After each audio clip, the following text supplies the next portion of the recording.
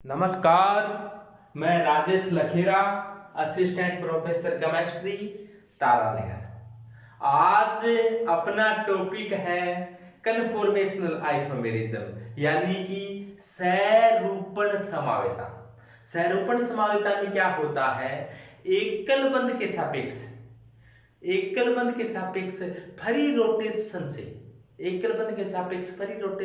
से जो 3D समावयवी बनते हैं उनको क्या कहेंगे? कन्फॉर्मेशनल आइसोमर कहेंगे, यानी कि सहरूपण समावयवी कहेंगे।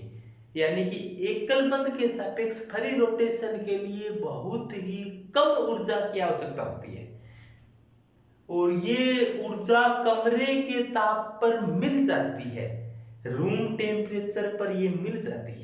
तो सबसे पहले बात करते हैं कि कन्फॉर्मेशनल यानी कि सहरूपण समावेता किस में पाई जाती है।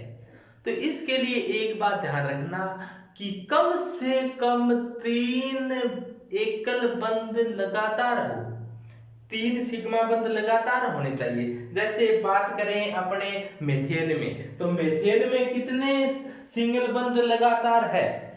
तो मेथेन में केवल 2 ही सिंगल बंध लगातार है।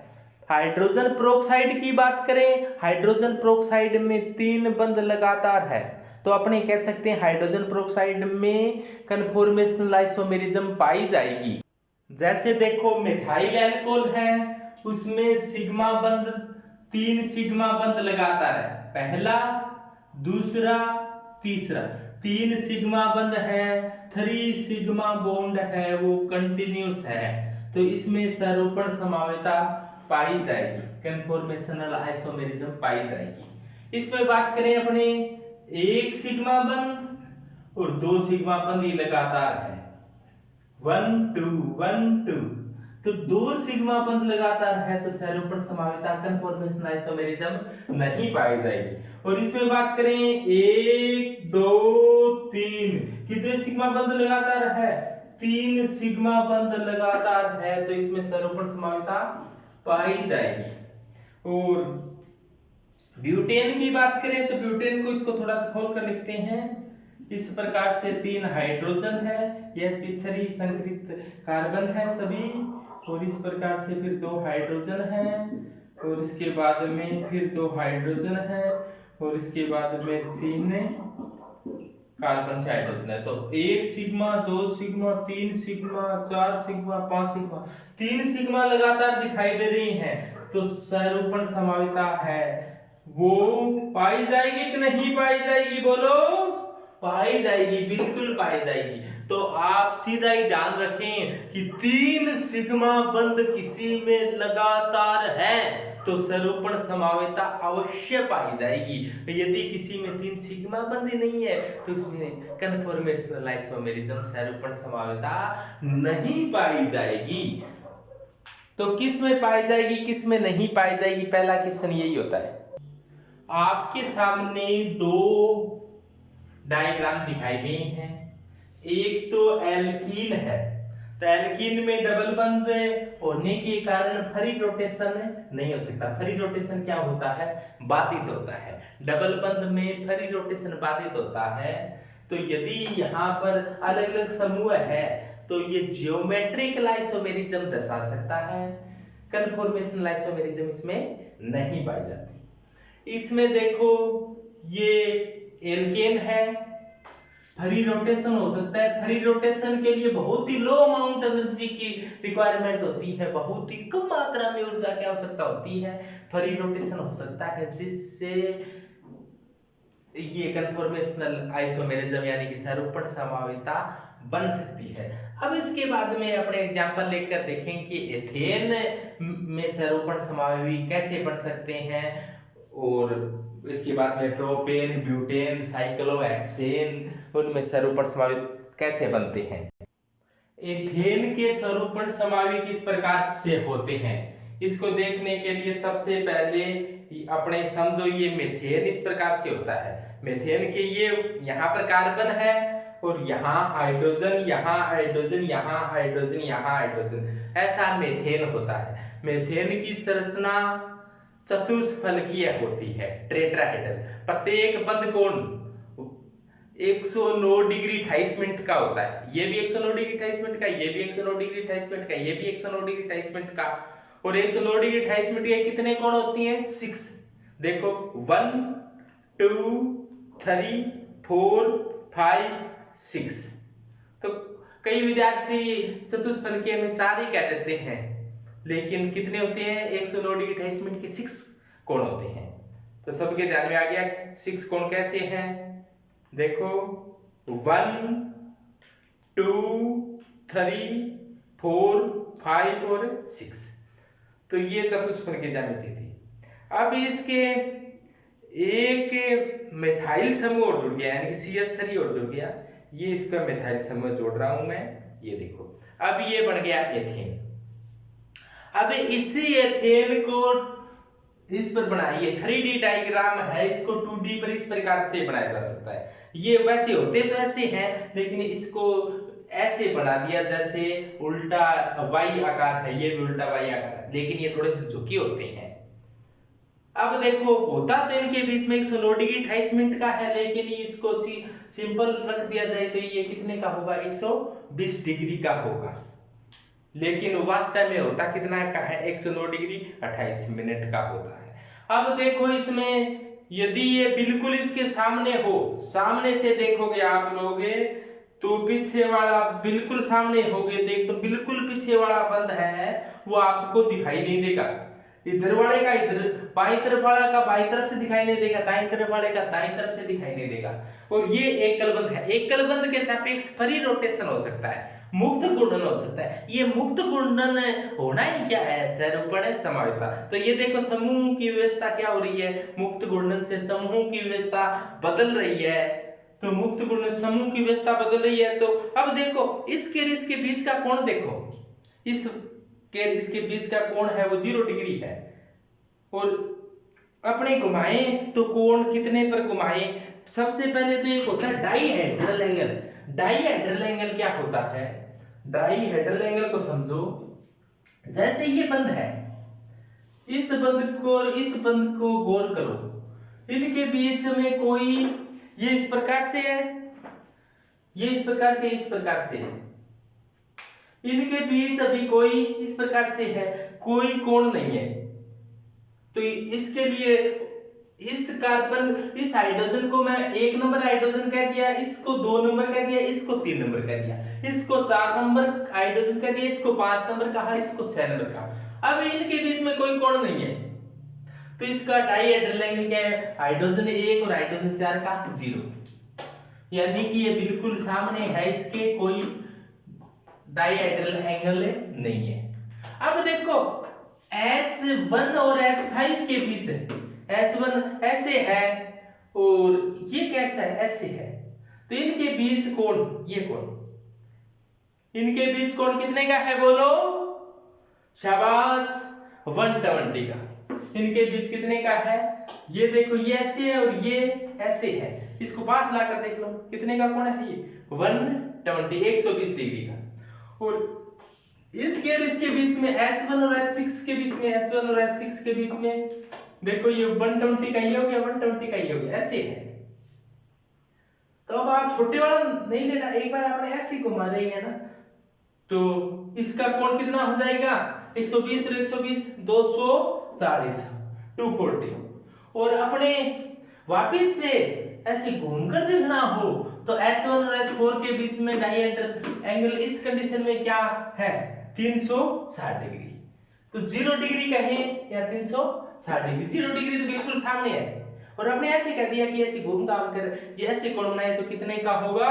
360 डिग्री का। तो ये डाईहेड्रल एंगल है, यानी कि आगे वाला परमाणु और पीछे वाले परमाणु, एक परमाणु को अपने निश्चित कर दिया, एक ग्रुप से दूसरा ग्रुप कहां से है उसकी पोजीशन बताई जाती है डाईहेड्रल एंगल से। तो डाईहेड्रल एंगल को थीटा से दर्शाया गया है, तो आराम से बता सकते हो आप। एथेन के गतिशील रूप की बात करते हैं, एक्लिप्स्ड फॉर्म की। एक्लिप्स्ड फॉर्म में क्या होता है कि इसको ध्यान से देखिए कि ये कार्बन है, यहाँ पर कार्बन के ऊपर हाइड्रोजन लगा हुआ है उसके पीछे वाले कार्बन के ऊपर जो हाइड्रोजन लगा हुआ है वो बिल्कुल उसी के सामने है, और बाईं तरफ वाला हाइड्रोजन है वो बिल्कुल बाईं तरफ वाले के क्या है, सामने है, और दाईं तरफ वाला हाइड्रोजन है वो बिल्कुल दाईं तरफ वाले के सामने है। तो इस फॉर्म को क्या कहेंगे, एक्लिप्स्ड फॉर्म कहेंगे, घर्षित रूप कहेंगे। और ये संरचना समझाने के लिए, ये संरचना साउहर्स नाम के वैज्ञानिक ने दी थी, इसीलिए इसका नाम ही क्या पड़ गया, साउहर्स प्रोजेक्शन। ये किसने बताया, साउहर्स ने। अब देखो आजकल न्यूमैन का सूत्र ज्यादा चलता है, तो न्यूमैन ने कैसे बताया, तो ये न्यूमैन ने बताया कि इसको आगे वाला कार्बन है उसको दिखाया है, ये आगे वाला कार्बन है, ये आगे वाला कार्बन है, तब आपको भी पीछे वाला कहां गया, पीछे वाला इसी के पीछे बैठा है, अपने को दिखाई नहीं दे रहा, ये आगे आगे वाला तो दिखाई दे रहा है, पीछे वाला कहां है, इसके पीछे बैठा है, लेकिन बिल्कुल अपने सामने से देख रहे हैं ना, तो वो पीछे वाला दिखाई नहीं दे रहा। जैसे अपने एक लाइन में प्रार्थना बोलते हैं तो अपने जो फ्रंट पर खड़ा हुआ है उसके बिल्कुल सामने से देखें तो उसके पीछे वाला दिखाई नहीं देता, तो फिर अपने देखते हैं अभी पीछे है कि नहीं, तो इसको थोड़ा साइड में होकर देखते हैं कि हाँ है तो सही। तो इसी प्रकार से इसको थोड़ा सा अपने है कि नहीं इसको दर्शाने के लिए थोड़ा सा अपने इस प्रकार से दर्शाया जाता है। जैसे ये मान लो H1 है, तो H1 के पीछे कौन सा हाइड्रोजन है, H4, तो H4 है तो सही, इसके पीछे दर्शा दिया।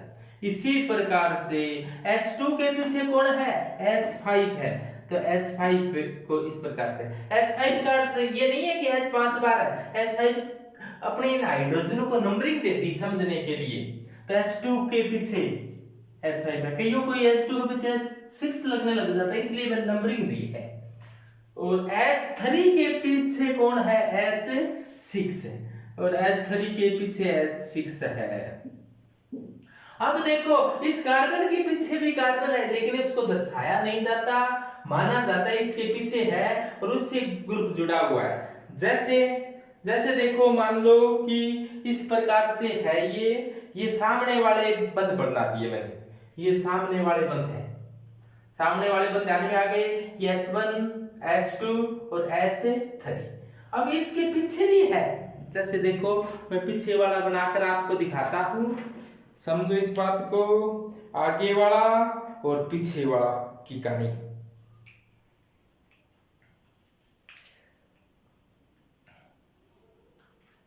जैसे देखो ये आगे वाले हैं और ये पीछे वाले हैं, ये बनकर तैयार होने वाला है। ये देखो ये आगे वाला H1 H2 H3 और ये बीच में कार्बन कार्बन के बीच बंद है और ये पीछे वाले हैं। तो इस प्रकार से बिल्कुल फ्रंट से देखेंगे, बिल्कुल सामने से देखेंगे तो पीछे वाला बताओ दिखाई दे रहा है क्या, नहीं दिखाई दे रहा, थोड़ा बहुत दिखाई दे रहा है तो भी मान लो नहीं दिखाई दे रहा। साइड वाला दिखाई दे रहा है क्या, पीछे वाला नहीं दिखाई दे रहा, बिल्कुल सामने से देखोगे नहीं दिखाई देगा। इधर वाला दाई तरफ वाला बिल्कुल सामने, इस प्रकार का हो रूप, तो इसको कौन सा रूप कहा जाता है, एक्लिप्स्ड फॉर्म, घर्षित रूप। इसको थोड़ा टेढ़ा कर दिखाया जाता है, तो इस रूप को कौन सा रूप कहा जाता है, साउहर्स फॉर्म। इस रूप को कौन सी फॉर्म कहा जाता है, साउहर्स फॉर्म कहा जाता है। और साउहर्स से समझ गए, हॉर्स का मतलब है घोड़ा, और घोड़े के कितने पैर, 1 2 3 4। और इसको न्यूमैन सूत्र कहा जाता है। न्यू का मतलब नयो, मैं भी मतलब आदमी, नई आदमी है तो नए तरीके में बताओ को घोड़े की हालत केकड़ी है, तो इसको न्यूमैन प्रोजेक्शन कहते हैं। समझ गए होंगे आप, ये एक्लिप्स्ड फॉर्म है, घर्षित फॉर्म है। इसके स्टेगर्ड फॉर्म बनाने के लिए क्या करना चाहिए, स्टेगर्ड फॉर्म बनाने के लिए अपने देखो इसको बिल्कुल सामने है तो इसको कहा जाता है एक्लिप्स्ड फॉर्म। एक्लिप्स्ड फॉर्म बहुत ही कम स्थायी होती है। अब आप कहोगे कम स्थायी होने का कारण क्या है? अब देखो ये ग्रुप है, जैसे ये हाइड्रोजन है, ये हाइड्रोजन है। हाइड्रोजन हाइड्रोजन के बीच में ये परमाणु है ना, परमाणु परमाणु के बीच में इनके बीच की दूरी न्यूनतम है, और बीच की न्यूनतम दूरी होगी, नजदीक ज्यादा होंगे तो इनमें क्या हो जाएगा? रिपल्सन हो जाएगा, प्रतिकर्षण होगा। नजदीक ज्यादा नजदीक रहते हैं तो रिपल्सन, प्रतिकर्षण, लड़ाई झगड़ा दंगा फसाद। तो इसके बीच में प्रतिकर्षण होने के कारण ये कहेगा तू दूर भाग और ये कहेगा तू दूर भाग, तो इनके बीच में क्या होता है? प्रतिकर्षण होता है। इसके अलावा बंध बनाने में इलेक्ट्रॉन भाग लेते हैं, तो ये बंध का इलेक्ट्रॉन ये है, ये बंध का इलेक्ट्रॉन ये है। और इलेक्ट्रॉनों पर चार्ज कैसा पाया जाता है? नेगेटिव।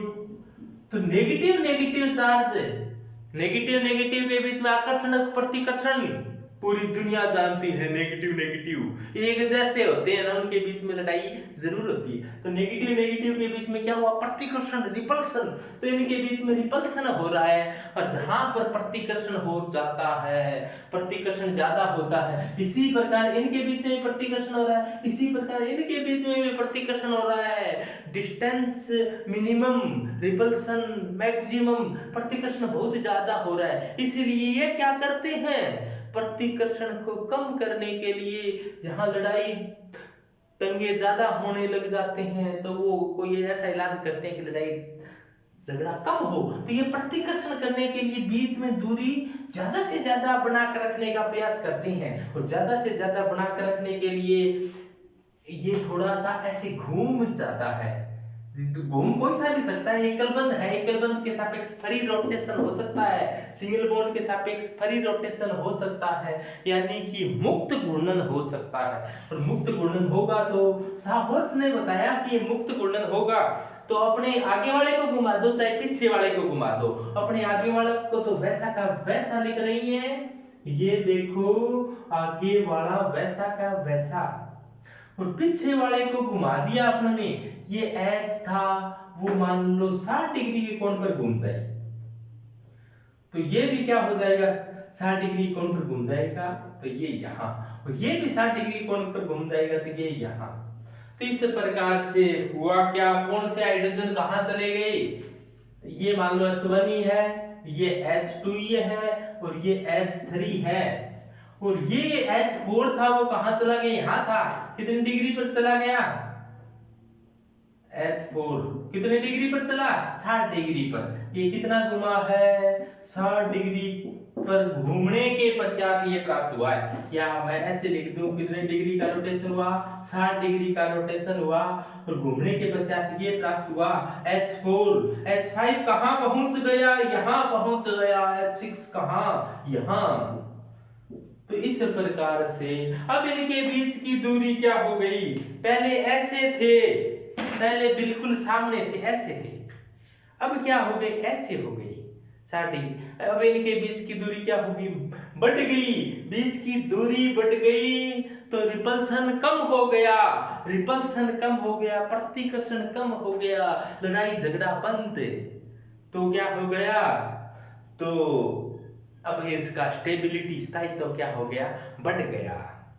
तो स्टेबिलिटी बढ़ जाती है, यानी कि दूरी बढ़ गई। तो इस फॉर्म को कौन सी फॉर्म कहेंगे? स्टेगर्ड। स्टेगर्ड फॉर्म होती है ना, इसको सांतरित कहते हैं। स्टेगर्ड फॉर्म होती है वो क्या होती है? मैक्सिमम स्टेबल होती है। एथेन का आपसे पूछ लेते हैं एथेन का कौन सा रूप है वो मैक्सिमम स्टेबल है, तो आप कहोगे स्टेगर्ड। Minimum eclipsed form. इनके बीच की भी अवस्थाएं होती है, लेकिन मुख्य रूप से ये अवस्था होती है इक्लिप्स्ड फॉर्म और स्टेगर्ड फॉर्म। तो ये तो दोनों साहर्स सूत्र है। न्यूमैन कैसे बताता है इस बात को? न्यूमैन बताता है कि ये बीच वाला कार्बन है, सॉरी आगे फ्रंट वाला कार्बन है, ये वाला, इसके बंधु को अपन ने कोई चेंजिंग नहीं की, वैसे के वैसे पड़ी हैं। ये H1 है, H2 है, H3 है। पीछे वालों को घुमा दिया कितना डिग्री, 60 डिग्री। पहले जो इसके बिल्कुल पीछे था घूम गया।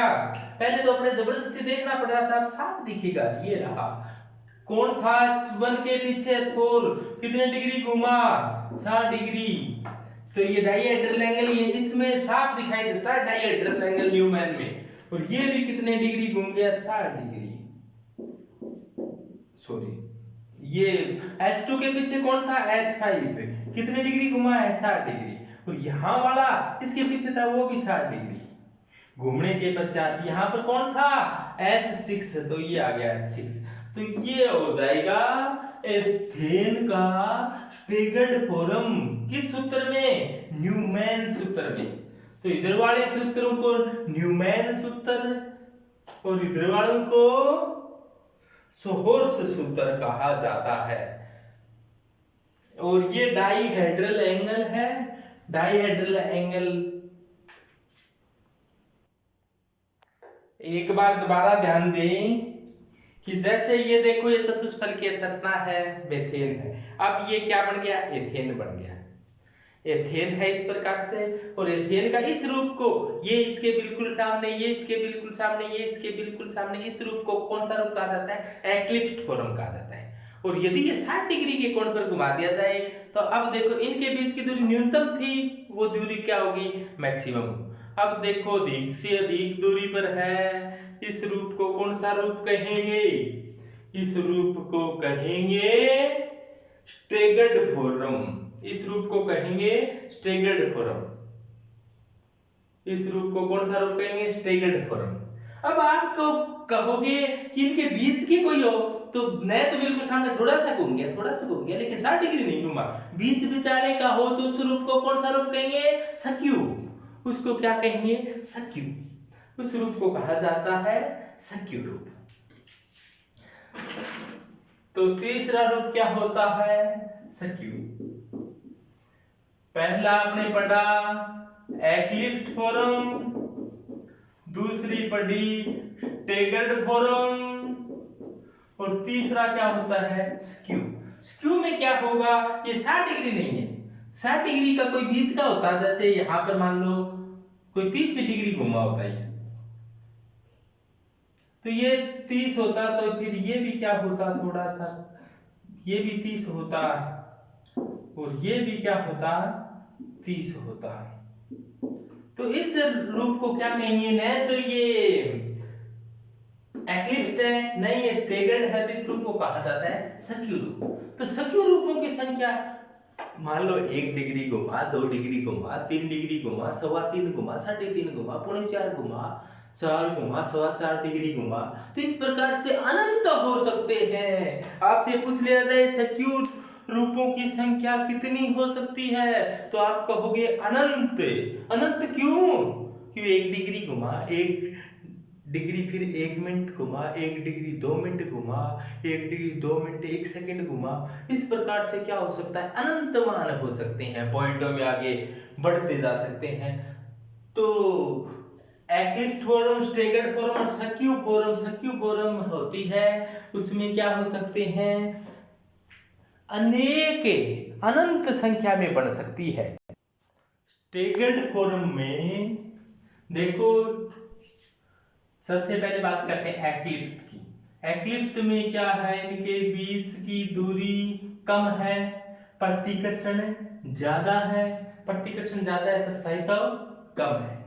बीच की दूरी बढ़ी थोड़ी तो प्रतिकर्षण थोड़ा कम हुआ तो स्थायित्व थोड़ा और बढ़ा। बीच की दूरी अधिकतम हो गई तो प्रतिकर्षण क्या हो गया, न्यूनतम हो गया, तो स्थायित्व अधिकतम हो गया। तो अब आप बताओ, स्टेबिलिटी पूछ ली जाए आपसे,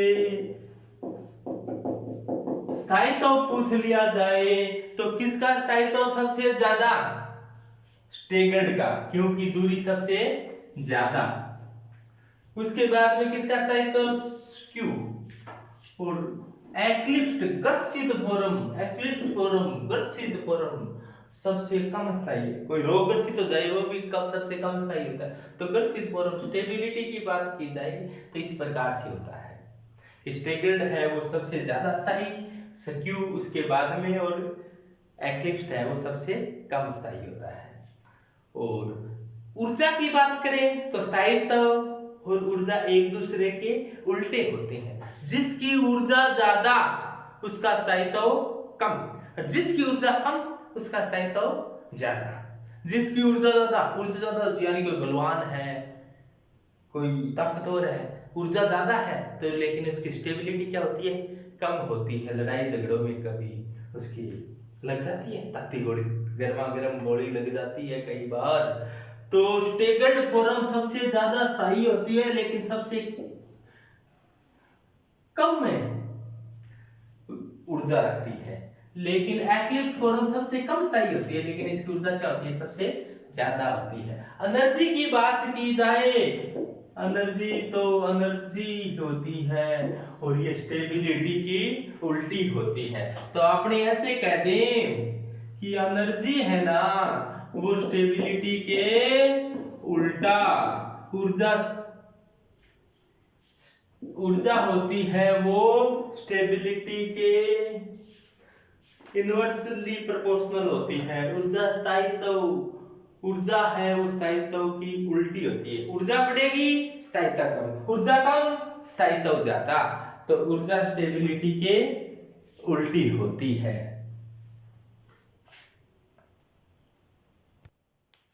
एक बार से फिर देखो, अपने एथेन के लिए बना रहा हूं मैं। ये कौन सी फॉर्म है बताओ, एक्लिप्स्ड फॉर्म या स्टैगर्ड फॉर्म? शाबाश शाबाश बोलो, एक्लिप्स्ड फॉर्म, ग्रसित रूप, क्योंकि इसके बिल्कुल सामने है, इसके बिल्कुल सामने है, तो ये कैसी फॉर्म है, एक्लिप्स्ड फॉर्म। प्रतिकर्षण क्या है, सबसे ज्यादा, यानी रिफ्लेक्शन मैक्सिमम है, तो स्टेबिलिटी न्यूनतम है। स्टेबिलिटी क्या है, न्यूनतम है। अब देखो, और कोण कितना, डायहेड्रल एंगल, द्वितलीय कोण कितना है, 0 डिग्री, इनके बीच में कोण नहीं है। अब थोड़ा सा घुमाया, मान लो 60 डिग्री घुमा दिया, आगे वाले को तो वैसा का वैसा रख रहा हूं मैं, पीछे वाले को घुमा रहा हूं। देखो रेड है, रेड को अपने आगे वाले को वैसा का वैसा, पीछे वाले को घुमाने का प्रयास किया जा रहा है, ध्यान से समझें। और ये घुमा दिया है 60 डिग्री, तो ये कैसी फॉर्म आ गई, अब ये आ गई स्टैगर्ड फॉर्म। स्टैगर्ड फॉर्म की ऊर्जा कम, कितना डिग्री घुमाया, 60 डिग्री, 60 डिग्री घुमाते ही क्या हो गई, स्टैगर्ड फॉर्म आ गई। स्टैगर्ड फॉर्म की ऊर्जा कम, तो ऊर्जा कम तो स्थायित्व ज्यादा। तो ये देखो यहां पर 0 डिग्री पर थी तो ऊर्जा ज्यादा थी, एनर्जी और डायहेड्रल एंगल के बीच में बात करें अपने, 0 डिग्री पर ऊर्जा ज्यादा है तो स्थायित्व क्या होगा, कम, ऊर्जा और डायहेड्रल। अब देखो 60 डिग्री के कोण पर घुमा दिया था, 60 डिग्री कोण पर घुमा दी तो ऊर्जा न्यूनतम हो गई। अब देखो ये 60 डिग्री कोण पर घुमा हुआ है तो स्टैगर्ड रूप हो गया, तो ऊर्जा क्या होगी, प्रतिकर्षण कम हो गया, प्रतिकर्षण कम होती ऊर्जा कम हो गई, ऊर्जा कम होती स्थायित्व बढ़ गया। फिर और घुमा देंगे तो वापस से एक्लिप्स्ड फॉर्म आ जाएगी, कितने डिग्री पर, 120 डिग्री। ये देखो अब कितने पर घुमाना पड़ा, 120 डिग्री पर, तो देखो 120 डिग्री पर घुमाते ही ऊर्जा वापस बढ़ गई, उतनी हो गई, तो ये एक्लिप्स्ड फॉर्म हो गई। तो अब और 60 डिग्री घुमा दिया तो वापस से क्या आ जाएगी, 180 पर घुमाती स्टैगर्ड। 180 पर देखो ऊपर है लाल रेड ढक्कन वाला, देखो अब घूम के वापस से आ गया ना, आगे नीचे मुंह है वाला वाई, पीछे ऊपर मुंह है वाला वाई, बात समझ में आई, शाबाश। अब इस प्रकार से अपने घुमाते जाएंगे, 60 डिग्री पर घुमाया तो क्या हो गई, ऊर्जा कम, स्टैगर्ड, फिर वापिस से एक्लिप्स्ड, फिर स्टैगर्ड, फिर एक्लिप्स्ड, फिर स्टैगर्ड, फिर एक्लिप्स्ड, यानी कि 60, 120 और 180, 240 और ये क्या हो जाएगा 300, और यहाँ पर क्या आ जाएगा, इस प्रकार से ग्राफ आएगा ये, और ये क्या हो जाएगा 360। यानी कि कभी तो यहाँ पर कौन सा रूप है, यहाँ पर है ऊर्जा ज्यादा है तो ये है एक्लिप्स्ड फॉर्म। ये कौन सा रूप है यहाँ पर, एक्लिप्स्ड। यहाँ पर क्या गया स्टेगर्ड, यहाँ पर एक्लिप्स्ड, यहाँ पर स्टेगर्ड, यहाँ पर एक्लिप्स्ड, यहाँ पर स्टेगर्ड। इस प्रकार से जैसे जैसे घुमाते जाएंगे 60 डिग्री के कोण पर घुमाएंगे तो एक्लिप्स्ड फॉर्म स्टेगर्ड हो जाएगी, स्टेगर्ड फॉर्म एक्लिप्स्ड में बदल जाएगी। तो 60 डिग्री के कोण पर घुमाने पर स्टेबिलिटी है वो मैक्सिमम से मिनिमम और मिनिमम से मैक्सिमम हो जाती है। नॉर्मल ब्यूटेन के सैरोपण समावि। नॉर्मल ब्यूटेन में देखो ये 1 2 3 4 कार्बन है वो स्ट्रेट लाइन में लगे हुए हैं। अब देखो ऐसा भी हो सकता है कि ये सिंगल बॉन्ड के सापेक्ष फ्री रोटेशन हो, इसके सापेक्ष फ्री रोटेशन हो या फिर इसके सापेक्ष रोटेशन हो।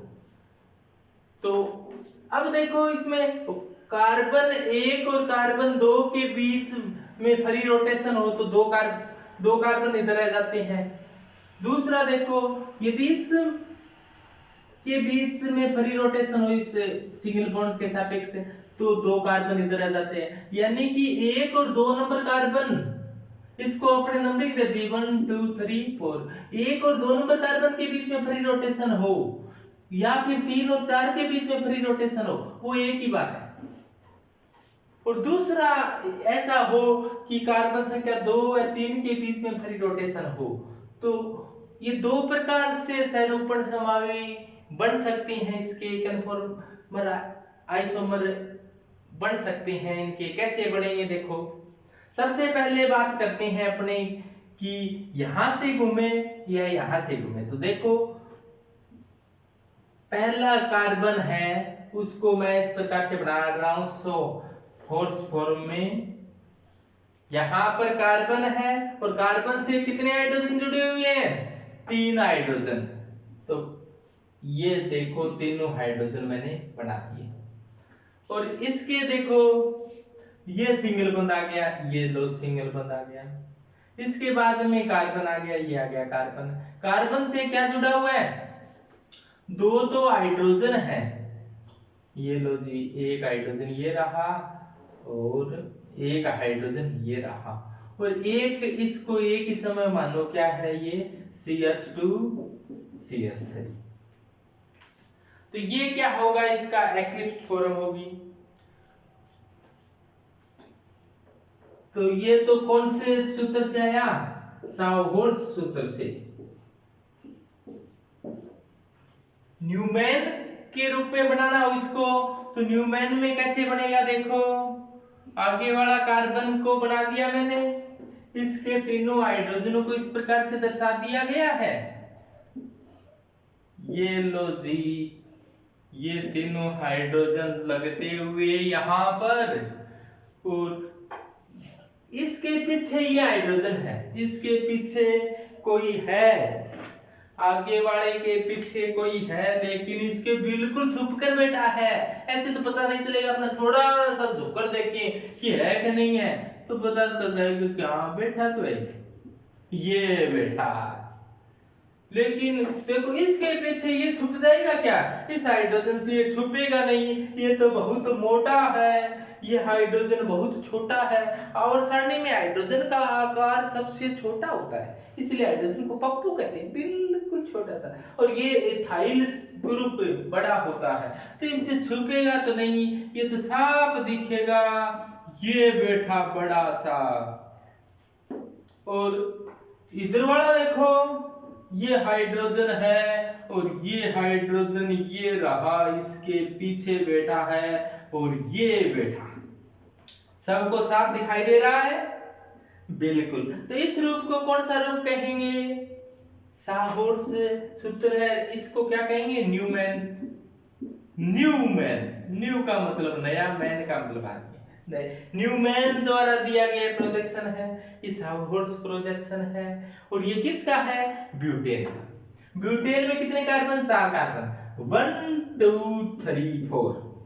अब देखो 1 2 कहां गया, इसके पीछे बैठा है, इस कार्बन की 2 3 4। तो 4 कार्बन का ये कौन सा रूप है एक्लिप्स्ड फॉर्म है, इसको क्या कहेंगे कर्षित रूप कहेंगे। अब इसको घुमाकर अपने क्या बना सकते हैं इसके स्टेगर्ड फॉर्म बनाई जा सकती है। कैसे? स्टेगर्ड फॉर्म बनाने के लिए इसको साहोर्स के रूप में इसको अपने जैसे देखो स्टेगर्ड बनाना है तो इसको कितना घुमा दें, 120 60 डिग्री घुमा दिया था क्या, 60 डिग्री घुमा दिया गया तो ये कहाँ आ गया, यहाँ। इसको 60 डिग्री घुमा दिया गया तो ये कहाँ आ गया, यहाँ आ गया ना। और इसको 60 डिग्री घुमा दिया तो ये बोलो कहाँ चला गया, तो ये कौन सा रूप हो गया, अब पहला वाला क्लिफ्ट था, स्टेगर्ड फॉर्म बन गई इसकी। इसी प्रकार से इसको घुमा दिया जाए 60 डिग्री तो अब क्या होगा, ये यहाँ, और इसको घुमा दिया जाए तो बोलो बोलो बोलो कहां से पहुंच गया है, ये देखो यहाँ आ चुका है, सबको दिखाई दे रहा है, दृष्टिगोचर हो रहा है, समझ में आ रहा है, शाबाश, बहुत बढ़िया। इस प्रकार से इसके रूप बन गए।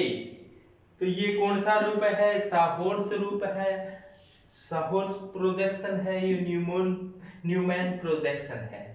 तो ये स्टेगर्ड फॉर्म के रूप हो जाएंगे। स्टेगर्ड फॉर्म यानी कि अंतरित बोल देते हैं या सांतरित बोल देते हैं। यदि ऐसा हो, अब की बार घूर्णन कौन से कार्बन के बीच में हो रहा है, C2 और C3 के बीच में हो रहा है। यानी कि इस प्रकार से है कि कार्बन यहां पर मिथाइल समूह है, 1 नंबर कार्बन 2 नंबर कार्बन आ गया, फिर ये 3 नंबर कार्बन आ गया, फिर मिथाइल समूह है, यहां पर हाइड्रोजन हाइड्रोजन, इस प्रकार से रोटेशन हो रहा है। तो हो सकता है ये CH3 के सामने CH3 हो सकता है कि यहाँ पर हाइड्रोजन हो, यहाँ पर CH3 हो, यहाँ पर CH3 से यहाँ पर CH3 हो, या फिर हो सकता है कि ऐसा हो और इस प्रकार से हो कि CH3 यहाँ हो, घुमा हुआ हो, बाकी जगह हाइड्रोजन हो। तो इससे कितने प्रकार से बन सकते हैं, तो इसके मुख्य रूप से 4 प्रकार के हैं, वो बताएंगे आपको। ब्यूटेन में जब कार्बन नंबर 2 व 3 के बीच में रोटेशन हो, इस बात को समझो, जैसे ये मिथाइल समूह है, ये वाला मार्कर के रूप में आप मिथाइल समूह मानो, पेन के रूप में है वो हाइड्रोजन मानो, ये बीच का बंध मानो। अब देखो एक कंडीशन ऐसी हो सकती है कि दोनों ही ऊपर मैथिल हो, इसको देखकर आप इसको देखो, दोनों ऊपर मैथिल है, दोनों साइडों में नीचे की तरफ हाइड्रोजन है, ऊपर मैथाइल समूह है, नीचे दोनों में हाइड्रोजन है। पहला रूप देखो, यानी कि मैथिल के सामने मैथिल, हाइड्रोजन के सामने हाइड्रोजन, इसको कहा जाता है पूर्ण गर्षित फुल्ली एक्लिप्स्ड फॉर्म। तो दूसरी कंडीशन में क्या हो सकता है, 60 डिग्री कोण पर घुमा दिया, तो दूसरी कंडीशन में देखो 60 डिग्री कोण पर घुमाने पर ऐसी फॉर्म आई, इसको कहा जाता है गोची या सिनक्लाइनल कहा जाता है 60 डिग्री पर। अब देखो मिथाइल के बीच कुछ दूरी बढ़ी है, थोड़ा सा और घुमा दिया जाए तो अब देखो मिथाइल और मिथाइल समूह के बीच में 120 डिग्री का कोण हो गया।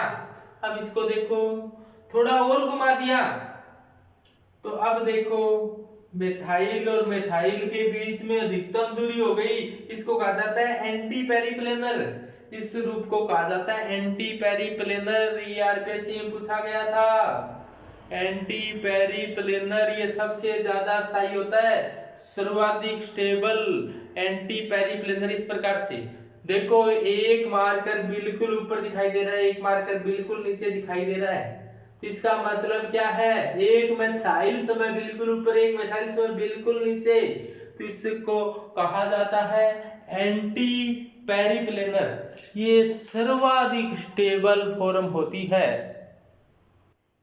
अब देखो दोबारा ध्यान दें, जब मिथाइल समूह दोनों ही ऊपर है, इनके बीच में कोई कोण नहीं है अभी तक, ये प्लेन बिल्कुल एक जैसे हैं, थीटा 0 है, मिथाइल के सामने बिल्कुल मिथाइल है, ये सोहोर्स फॉर्म ऊपर बनाई है और न्यूमैन्स फॉर्म नीचे बनाई है। ध्यान से समझो।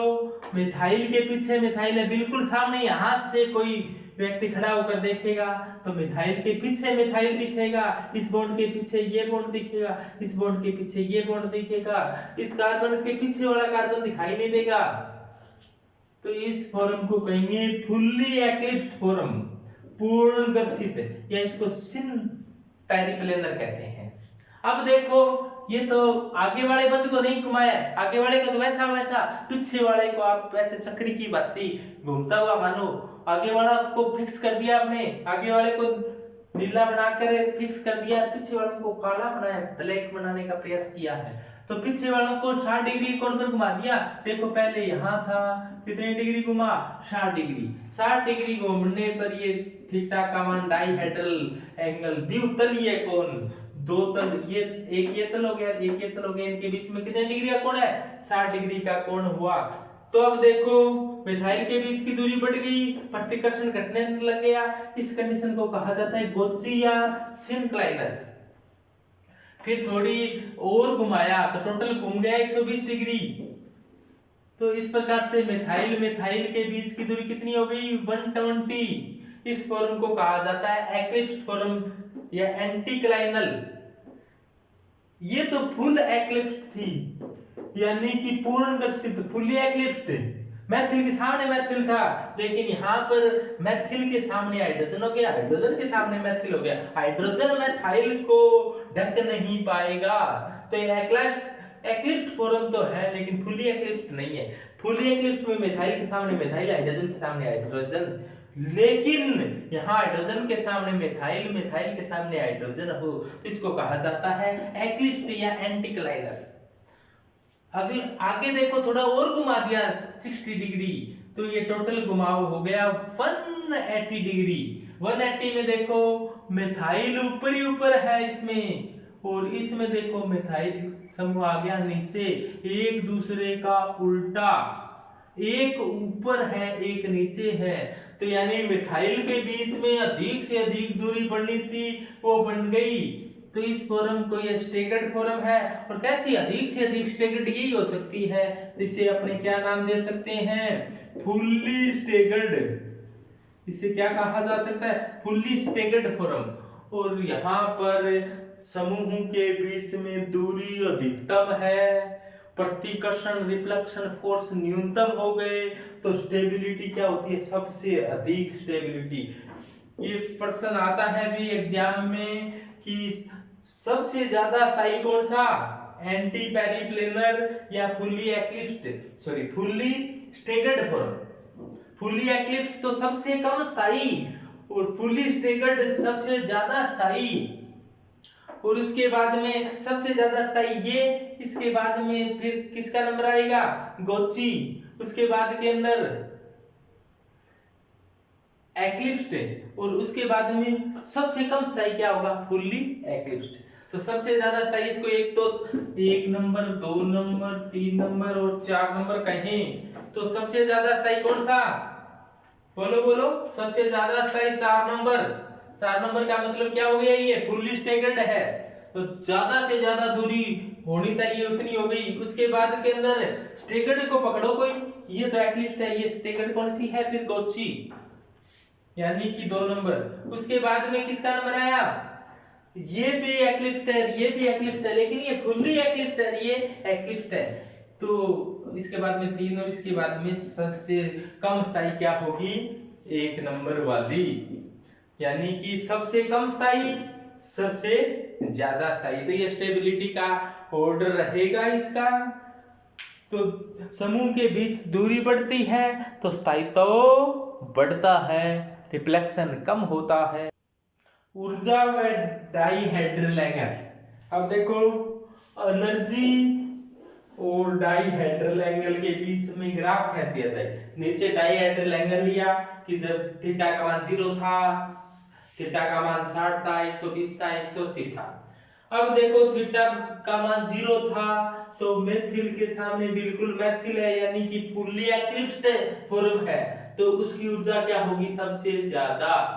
ऊर्जा सबसे ज्यादा है तो स्थायित्व सबसे कम। अब देखो मिथाइल के सामने मिथाइल था, अब थोड़ा सा 60 डिग्री कोण पर घुमा तो इनके बीच में प्रतिकर्षण कम हुआ, प्रतिकर्षण कम हुआ तो ऊर्जा क्या हो गई, कम हो रही है। ऊर्जा कम हो रही है तो स्थायित्व बढ़ रहा है, स्टेबिलिटी इंक्रीज हो रही है और एनर्जी डिक्रीज हो रही है।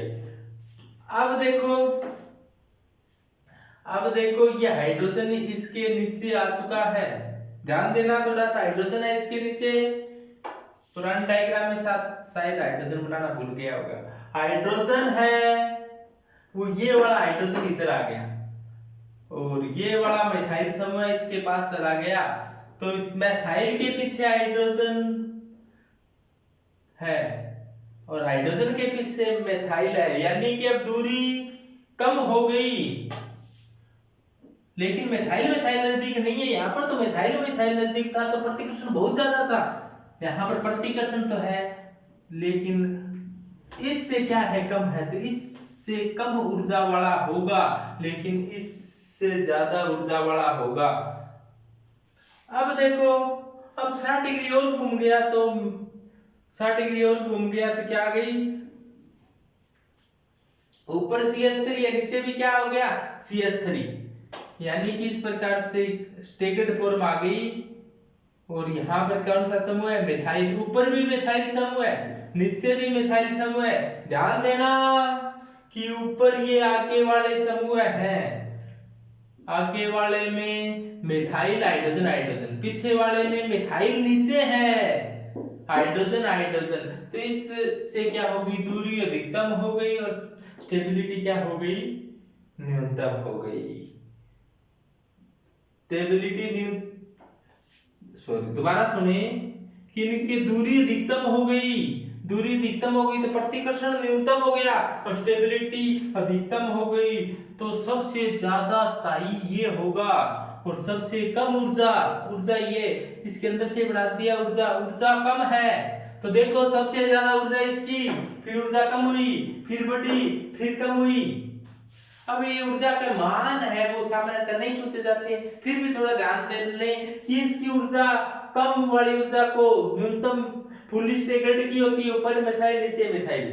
अब देखो इसमें इससे ये होती है ऊर्जा 3.4 किलो कैलोरी होती है, यानी कि एक्लिप्स्ड फॉर्म की ऊर्जा फुल स्टेगर्ड से 3.4 किलो कैलोरी ज्यादा होती है और ये होती है इससे 0.9 किलो कैलोरी ज्यादा, और ये बहुत ज्यादा होती है 4.5 किलो कैलोरी ऊर्जा ज्यादा होती है इससे।